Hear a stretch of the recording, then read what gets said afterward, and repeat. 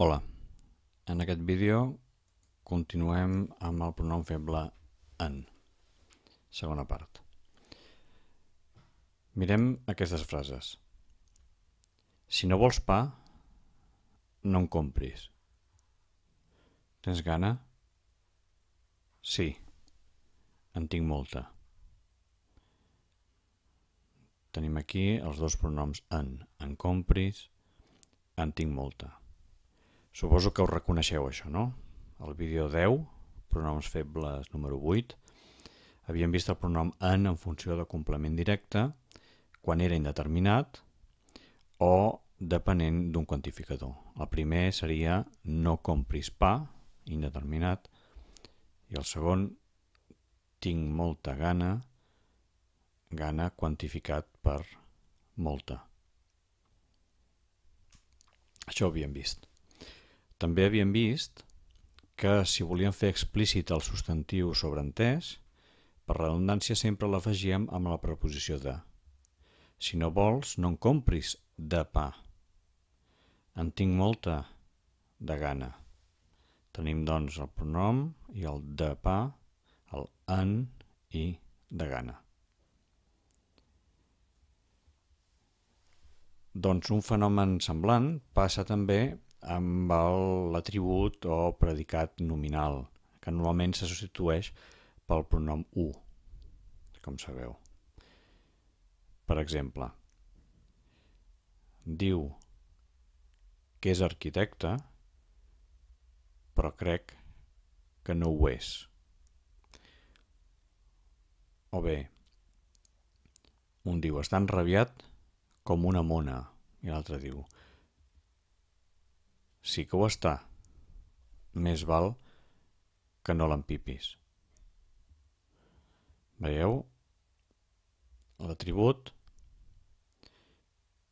que seria arquitecte, substituït per u. Això passa típicament amb el verb ser, estar, semblar, esdevenir. Està enrabiat, ho està. Per tant, diu que és arquitecte, però crec que no ho és. Doncs no n'és pas d'arquitecte, no n'està d'enrabiat. Quan volem donar èmfasi, posem el pronom en i hi afegim de més nom. No n'és pas d'arquitecte, no n'està d'enrabiat. Veieu? És un atribut amb èmfasi. Doncs aquests atributs amb èmfasi es fan amb el pronom en i la preposició de. Aquest lligam del pronom en amb la preposició de s'estén també als complements circumstancials de procedència a origen i als complements preposicionals. Recordeu que ja els havíem vist. Si us voleu repassar, aneu al vídeo 8, pronoms febles número 6. Què vam veure en aquests casos? Doncs poso dos exemples. A l'estiu m'agrada anar a la platja, són tipus d'exemples que ja havíem vist. I l'altre diu, a mi també m'agrada anar-hi. O bé, confio molt en els nostres veïns. I l'altre contesta, doncs jo no hi confio gaire.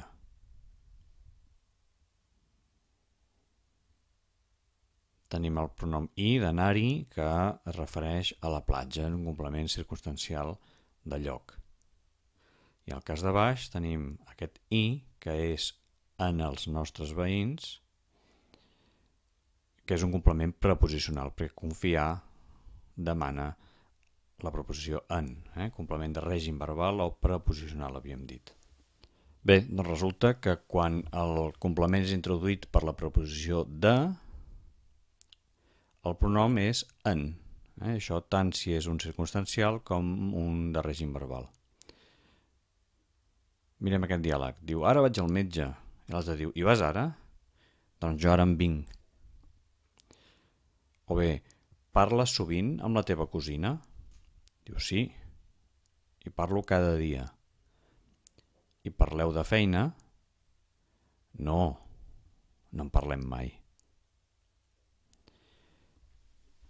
Tenim i, que es refereix al metge. I en, a què es referirà? Doncs del metge, perquè això vol dir jo ara vinc del metge, un complement circumstancial de lloc, indica procedència. Molt bé. Diu, parles sovint amb la teva cosina? Diu, sí, i parlo cada dia amb la teva cosina. Tenim la preposició amb, per tant, un i. Ara, parleu de feina? No en parlem mai. No parlem mai de feina. Veieu que tenim el mateix verb, parlar, però que pot anar amb de o amb. Per tant, el pronom serà o i o serà en.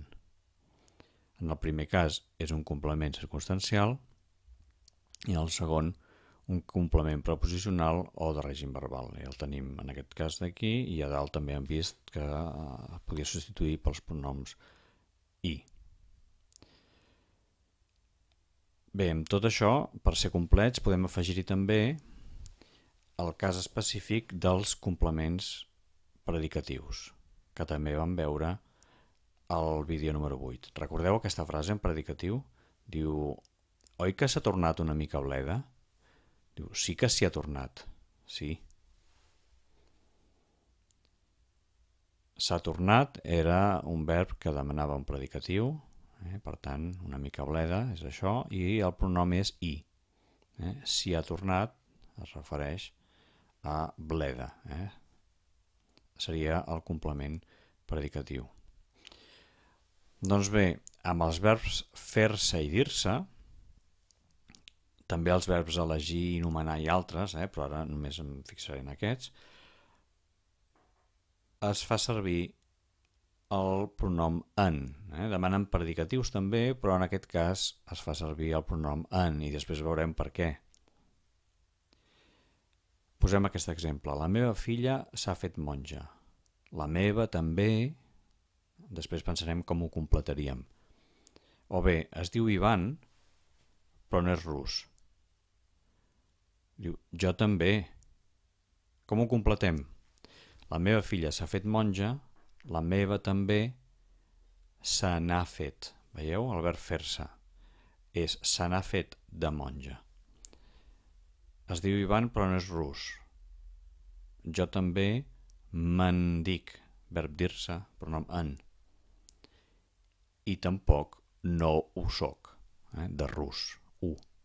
També ho podríem fer amb èmfasi i, com hem vist abans, podríem dir i tampoc no en soc. De rus. Com veieu, pronom en amb el verb fer-se referit a de monja.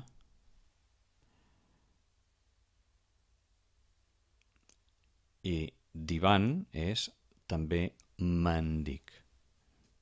Per això, com que demana la preposició de, aquí seria l'atribut, doncs també aquests dos verbs se substitueixen pel pronom en.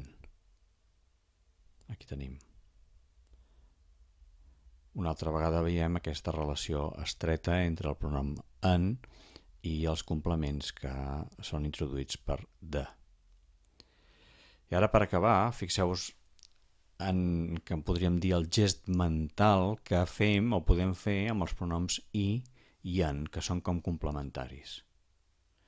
Imagineu que aquest soc jo, aquest és el subjecte que diu la frase, i quan diu en vinc de casa, és com si li vingués del darrere. El gest mental, en canvi, per dir i vaig a casa, és com mirant cap endavant. En sé de francès, com si vingués del darrere. N'és molt de soca. En parlo de feina. Això és un gest mental que pot ser espontani o, si no, li podem associar i així d'aquesta manera ens serà més fàcil recordar. I penso en tu. I tallo els cabells amb les tisores. I parlo amb tu. Hi ha com un gest mental que tira cap endavant. Evidentment, això té un punt de subjectiu, si voleu, però associar aquest gest mental al pronom us pot ajudar a fer-lo instintiu.